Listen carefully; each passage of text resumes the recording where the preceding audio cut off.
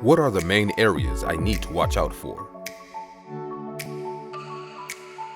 The main areas in terms of IT risk, again, there are so many. It really depends on your business and what you're trying to do. So, if you've got an environment that has servers or if you've just got remote workers, it can be so many different things. For me and Eagle Business Credit, one of the things we're constantly worried about is, again, the threats that come in via email. And having somebody accidentally click on a link or open an attachment that before you know it, now we've got something that's sitting on a machine we don't even know. I've heard horror stories that Alan can probably share with us as well in terms of people that can download stuff and it tracks every key that you press. So if you've gone into your personal bank account, now all of a sudden they've got everything they need to open that. So key issues, again, it depends on the business, I would say. But again, go to an expert. That person can come in and help you find what those issues are. So what kind of things are you seeing? Oh, we're seeing a lot of different threats in the IT environment today. Biggest ones we've seen recently are around wire fraud.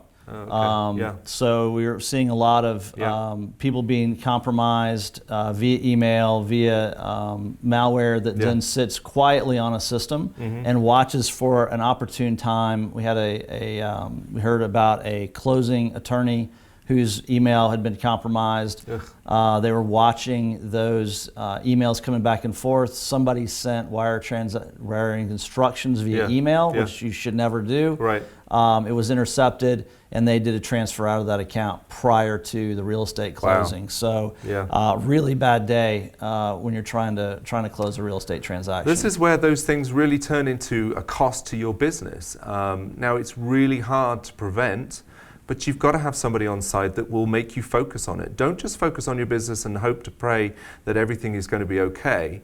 You have to have somebody really helping you drill into those kind of issues because it is scary. And these things do happen. I mean, we've had situations where emails come in that look as though they're from me or from somebody else, and they're really not. Absolutely. So again, being aware of the kind of threats that are out there, because someone somewhere is probably going to try and hit your company at some point. You might think you're a small business, you're insulated from it. You're not. Is that right? That's right. So every business that has an internet connection is continuously being probed by these actors on the internet. So it's not that you're being specifically targeted in most cases as a small business. They're looking for weaknesses, just as a general course. And they're going to look for that low-hanging fruit to try to come in and either use your company as a launch point for another attack, or the main thing now is ransomware. So they're just going to come in, once they've got a foothold in, they're going to encrypt all of your machines and all of your data and force you to pay a ransom if you want that data back. The latest statistics I saw is about 50% of small businesses that get hit by ransomware are out of business in the next 12 months. Wow. It's really serious, particularly if it's a company that you're doing business with. You want them to be stable, obviously, moving forward. So it's a big risk for both you and the company that may potentially get hit. End user training for those emails is huge. That's important. There's more and more training content out there. We've got training programs that we can that we deploy into our clients. We can actually test them. We can do what's called a phishing attack, where you're trying to send a email that's not legit, so we can actually alert to these issues, right? So we go through the test. You watch the videos, you take the test.